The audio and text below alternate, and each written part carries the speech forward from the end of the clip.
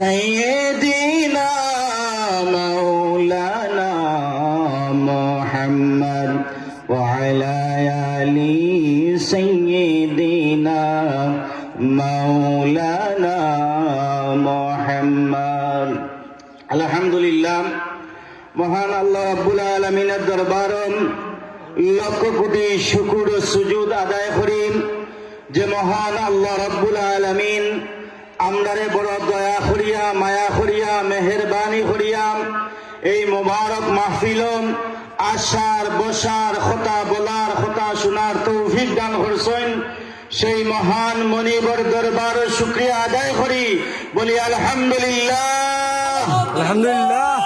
অগণিত দুরুদ ও সালাম প্রেরণ করি নবী রাসূলদের মাথার মুকুট, শামসুল হিদায়াত, আফতাবে নবুয়ত, শাহানশাহে রিসালাত, শামসুদ্দোহা, বদরুদ্দুজা, সৃষ্টিকুলের প্রধান আকর্ষণ, সৃষ্টিকুলের সভাপতি, উম্মতের দরদি, শাফাতের খান্ডারি নবী মুহাম্মদুর রাসূলুল্লাহ সাল্লাল্লাহু আলাইহি ওয়াসাল্লামের উপর যাকে আল্লাহ রাব্বুল আলামিন আজ থেকে প্রায় ১৫০০ বছর পূর্বে এই দুনিয়ার জমিনে পাঠিয়েছিলেন, যার পরে কোনো নবী আসেননি, অবশ্যই অবশ্যই কিয়ামত পর্যন্ত আসবেন না, সেই নবীর উম্মত হতে পেরে আমরা খুশি না বেজার? খুশি। যদি খুশি হয়ে থাকি তাহলে আবারও শুকরিয়া আদায় করি, বলি আলহামদুলিল্লাহ। আলহামদুলিল্লাহ। মুহতারাম হাজিরিন, আমরা সকলে জানি আমরা খাস থাকি রজব মাস বিদায় নিছে কি একদিন করে রজব মাস বিদায় নিছে কি আমরা কাছে যে মাসটা উপস্থিত হইছে এই মাসটা হইল শাবান মাস। আল্লাহর হাবিবে ফরমাইন, ইন্না রজবা শাহরুল্লাহ ওয়া শাবানা শাহরি ওয়া রমজানা শাহরু উম্মতি। হুকা সুবহানাল্লাহ। রজব মাস আসলে আল্লাহর মাস।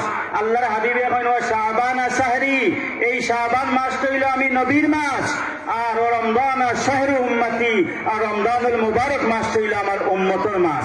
এই মাসটা আল্লাহর হাবিবের মাস, আর আমরা হইলাম আল্লাহর হাবিবের উম্মত। উম্মতে মুহাম্মাদি হিসাবে আমরা আরো বেশি দায়িত্ব হইল এই মাসও অন্য মাসের তুলনায় বেশি বেশি ইবাদত বندگی করা হোক। সুবহানাল্লাহ। আল্লাহ যেন আমরা তৌফিক দেন। মুহতারাম হাজিরিন, আল্লাহর হাবিবে ফরমায় রজব মাসটা হইল বীজ বপনের মাস, আর শাবান মাসটা হইল পানি সেচের মাস, আর রমজানুল মুবারক মাসটা হইল ফসল তোলার মাস। হোক কাছেন সাবকল, এখন তো বড়ুয়ার মৌসুম। আপনি যদি প্রথমে একটা সারা রইয়াই আর আইয়া যদি গড়ে ঘুমাই যায় আর সারার যত্ন নেই না, সারার যদি পানি নেই না, তাইলে ফসলের আশা করতে পারবানি? মাতকা সাবকল, ফসলের আশা করতে পারবানি? তাইলে রজব মাসে যে ইবাদত বندگی করছেন এটারে টিকাইয়া রাখতে হইব। এই শাবান মাসে আরো গুরুত্ব দিতে হইব, আরো বেশি বেশি করে নেক আমল করতে হইব। আল্লাহ যেন আমরা তৌফিক দেন। মুহতারাম হাজিরিন, আমি যে আয়াতে কারিমা তিলাওয়াত করছি, আল্লাহ রাব্বুল আলামিন কইলেন, মিনহা খালাকনাকুম ওয়া ফিহা নুঈদুকুম ওয়া মিনহা নুখরিজুকুম তারাতান উখরা।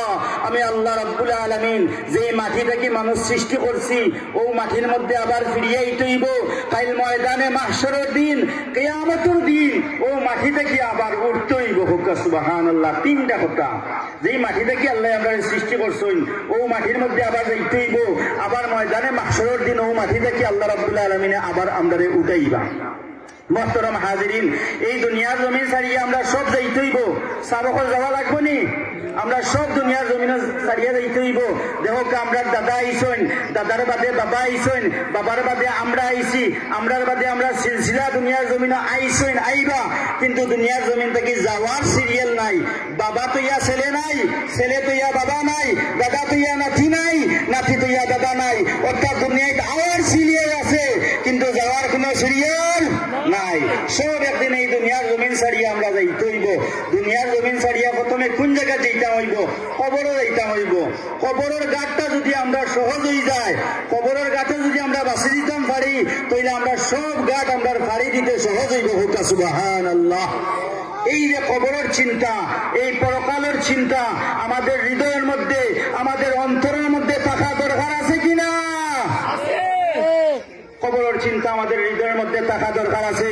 রাসূলুল্লাহ, সাহাবায়ে কেরাম, তাবিঈন, তবে তাবিঈন, আইম্মায়ে মুজতাহিদিন, সালফে সালিহিন, আল্লাহর মকবুল বান্দা হলে কবর কবরে কতটুকু ভয় পাইছেন আর আমরা কতটুকু কবরে ভয় পাইলাম। রাসূলুল্লাহর সাহাবী হযরত উসমান রাদিয়াল্লাহু তাআলা আনহুর জিন্দেগির দিকে তাকাইলে দেখা যায় রাসূলুল্লাহর সাহাবী হযরত উসমান গনি রাদিয়াল্লাহু তাআলা আনহু এক রাস্তা বাই হাঁটি হাঁটি যান, হঠাৎ একটা কবর দেখুন। যখন কবর দেখুন, কবর দেখা মাত্র রাসূলুল্লাহর সাহাবী উসমান রাদিয়াল্লাহু তাআলা আনহু অজ্ঞান হইয়া দুনিয়ার জমিনে পড়ে যান। সঙ্গে ভাই বন্ধু সকল আত্মীয় স্বজনকে জিজ্ঞাসা করেন, ভাই উসমান, একটু আগে আপনি সুস্থ আসলা, একটু আগে আপনি বালা আসলা, হঠাৎ দেখি আপনি অজ্ঞান হইয়া দুনিয়ার জমিনে পড়ে গেলা, এর কারণ কিটা? উসমান রাদিয়াল্লাহু তাআলা নিয়ে ডাক দিয়া কইন, ও আমার ভাই হল, ও আমার বন্ধু হল, ও আমার আত্মীয় স্বজন হল রে, একটু আগে আমি বালা আসলাম, একটু আগে আমি সুস্থ আসলাম রে, হঠাৎ আমি একটা কবর দেখতে পাইলাম। আমি উসমানের মনের মধ্যে আইল, এই কবর তো অন্ধকার ঘর, এই কবর তো পোকামাকড়ের ঘর, যেই কবরের মধ্যে কোনো সাথী নাই, যেই কবরের মধ্যে কোনো বাতি নাই, যেই কবরের মধ্যে বাহি নাই, যেই কবরের মধ্যে বন্ধু নাই, আত্মীয় স্বজন পাড়া প্রতিবেশী বলতে কেহ নাই, সেই কবরের মধ্যে আমি উসমান কেমন করে থাকবো? এই কবরের চিন্তা, পরকালের চিন্তা আমি উসমানের হৃদয়ের মধ্যে যখন আইছে, আমি উসমান আর স্থির থাকতাম পারি না, দুনিয়ার জমিনে পড়ে যায়। আল্লাহু আকবার। রাসূলুল্লাহর সাহাবী হওয়া সত্ত্বেও কবরে কতটুকু ভয় পাইছেন আর আমরা কতটুকু কবরে ভয় পাইলাম, এটা কি আমরা শিক্ষা নিতে হইব। সম্মানিত হাজিরিন, সময় একবারে সংক্ষিপ্ত, আজানের সময়। কবর প্রতিদিন মানুষের 5টা কথা কইয়া ডাক দে। 1 নম্বরে কয়, আমি একে একির গোর, আমার মাঝে আইতে হইলে সাথী লইয়া আইও, আমি অন্ধকার গোর, আমার মাঝে আইতে হইলে বাতি লইয়া আইও, আমি মাটির গোর, আমার মাঝে আইতে হইলে বিছানা লইয়া আইও, আমি সাপ বিচ্ছুর গোর, আমার মাঝে আইতে হইলে বিষের ঔষধ লইয়া আইও, আমি প্রশ্নের গোর, আমার মাঝে আইতে হইলে উত্তর লইয়া আইও।